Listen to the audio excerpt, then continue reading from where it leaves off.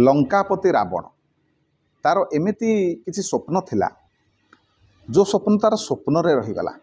कौन से स्वप्न गुड़िक आपण मैंने जानते बहुत भल जिनस गुड़िक मध्य से किसी रावण एमिति किसी जिनस भी चिंता करुला जहाँकि आमर मध्य मंगल होता जदि से बंची था ताले निहाती भाव में सब जिनस कर कौन करता ना सुनारे से सुगंध सृष्टि करने चाहूला।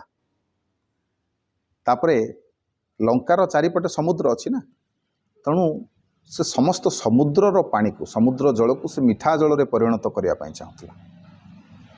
तापरे से लंकारु गोटे सीढ़ी तैयारी करने को चाहूला जोटा कि स्वर्ग को जाता जीवित अवस्था ही समस्ते से सीढ़ी चढ़ी स्वर्ग को पलि था आउ के नर्क भोगी न था देखी न था।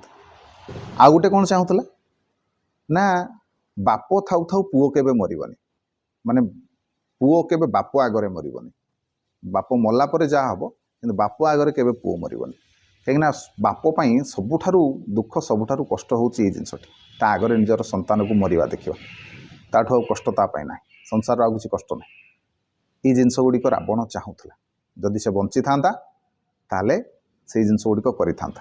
तबे रावण दुराचारी हेइथिले मध्य से भी किछि एटा जनहितकर कार्य करिया पई चाहूला ता मनरे थिला किंतु जा हो ता कर्म जोगु से रामचंद्र को हाथ में मृत्युवरण करिथिला।